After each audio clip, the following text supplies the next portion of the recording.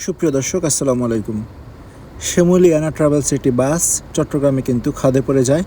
তো আমরা যত জানতে পেরেছি, বাসটি ছিল রিজার্ভ ট্রিপের, অর্থাৎ সেটি কক্সবাজার থেকে কিন্তু পাবনার দিকে যাচ্ছিল। অর্থাৎ ওই যে যারা রিজার্ভ নিয়েছিল তাদের মাঝে 3টি বাস ছিল শ্যামলী ট্রাভেলসেরই, কিন্তু তার মাঝে যে 2 নম্বর বাসটি সেটি কিন্তু অ্যাক্সিডেন্ট করে। আর পরক্ষণে আমরা যেই তথ্য বা ভিডিও ফুটেজ আমরা পেলাম, সেটাতে মোটামুটি বাসের যে স্পিড সেটা ভালোই ছিল বলা যায়। আর যেহেতু রিজার্ভ বাস, সেক্ষেত্রে কিন্তু বাসের স্পিড তুলনামূলক বেশি থাকবে, এটাই কিন্তু আমরা সচরাচর দেখে থাকি। আর একটা পর্যায়ে কিন্তু বাসটি যে কক্সবাজার থেকে চট্টগ্রাম আসে, কিন্তু চট্টগ্রাম আসার পরে কিন্তু একটা পর্যায়ে বাসটি নিয়ন্ত্রণ হারিয়ে কিন্তু সেটি ঢালুতে পড়ে যায়। আর সর্বশেষ তথ্য মতে যে এই দুর্ঘটনায় বেশ যাত্রীরা আহত হয়েছে।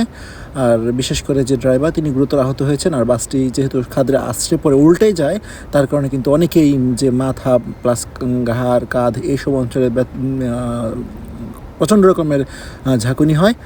আর তার কারণে তারা দুর্ঘটনা আহত হয়েছে।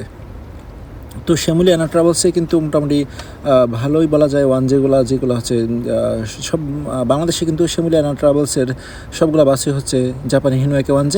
আর টানও কিন্তু প্রচণ্ড। আর সবচেয়ে এখানে যে ভুলটি হয়েছিল সেটি হয়তো, যেহেতু রিজার্ভ ট্রিপের গাড়ি ছিল, অতএব স্পিড কিন্তু তুলনামূলক বেশি থাকে, এমনটা কিন্তু আমরা দেখে থাকি। বা যেগুলো রিজার্ভ থাকে সেই সমস্ত বাসই কিন্তু বেশি ধরনের অ্যাক্সিডেন্ট করে। তো ঠিক সেম কাণ্ডই। তো দেখতে পাচ্ছেন যে বাসটি কিন্তু সম্পূর্ণরূপে আশ্রয় পরে উল্টে যায়, যার কারণে কিন্তু ব্যাপক যাত্রী আহত হয়। নিহতের ঘটনা খুব একটা শোনা যায়নি, বা আমরা এখনও শুনতে পারিনি, কিন্তু যাত্রীরা কিন্তু গুরুতর আহত হয়। তাদেরকে নিকটস্থ হাসপাতালে ভর্তি করা হয়। আর বাসটি এসেছিল মূলত ট্রিপ নিয়ে, সেটি কিনা পাবনা থেকে কক্সবাজার গিয়েছিল। পরক্ষণে কয়েকদিন পরে আবার কক্সবাজার থেকে পাবনা উদ্দেশ্যে যাত্রাপথেই এই ধরনের দুর্ঘটনাগুলো ঘটে গেছে। তো এটা ছিল সর্বশেষ আপডেট। ধন্যবাদ। আসসালামু আলাইকুম।